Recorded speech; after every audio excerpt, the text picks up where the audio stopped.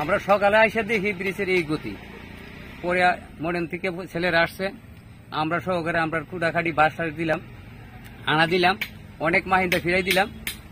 এটা হয়তো বড় গাড়ি গেছে হয়তো রাত্রে, হ্যাঁ বড় গাড়ি যাওয়ার পরে মনে করেন এটা হয়েছে, বড় ধরনের গাড়ি গেছে। সকালে ফজরটায় আমরা দেখছি ব্রিজটা এই অবস্থা, জনগণের দুর্ভোগ। সমস্যা মূলত দুর্যোগের জন্য হয়েছে আর কি। ব্রিজটাও অনেক দিন আগের, অনেক পুরাতন আর কি।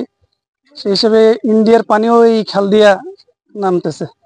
তারপরে যে রকম বৃষ্টি হচ্ছে না, প্রচন্ড স্রোতে আমাদের ব্রিজের পায়ের নিচে স্কাওয়ারিং হয়েছে, যা দেখলাম আর কি।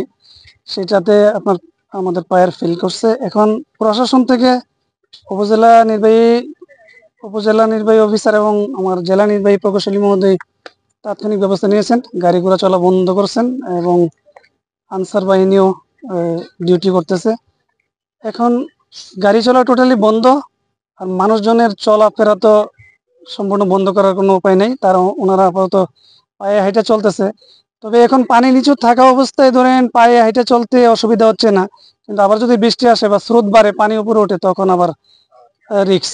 সেটা মানুষজন ওইভাবে না চলুক, আমরা সেভাবে নির্দেশনা দিচ্ছি। আর আমাদের প্রশাসন থেকে সাইনবোর্ড প্লাস হচ্ছে এই পার্মানেন্টলি গাড়ি চলা বন্ধের বিষয়টা, ওইটার ব্যবস্থা নেওয়া হচ্ছে। ধরেন সন্ধ্যা রাত্র পর্যন্ত ব্যবস্থা করা হবে ইনশাল্লাহ। আর ধরেন এই ব্রিজটা দিয়ে তো চলাচল করা যাবে না, যেহেতু বর্ষা সিজন।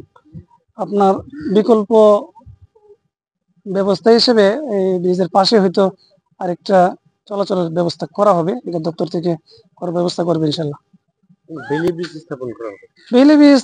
বেইলি ব্রিজ বলেন আর এই যে কোনো ব্রিজ তাৎক্ষণিক তো আর করা যাচ্ছে না। ধরেন স্টিল দিয়ে বা বাঁশ কাঠ দিয়ে মানুষ চলাচলের জন্য বিকল্প একটা ব্যবস্থা করার চিন্তা করা হবে আর কি। অবশ্যই বাড়ি যানবাহন গেছে, না হলে এই অযথাই এতটুকু দেবে পড়তো না আর কি। বাড়িজান এটা তো আঞ্চলিক রোড আর কি, আমাদের কুমিল্লা অঞ্চলের সাথে আপনার হবিগঞ্জের যে হাইওয়ে রোড সেটার সাথে কানেক্ট, তাইলে বাড়িজান তো অবশ্যই চলে।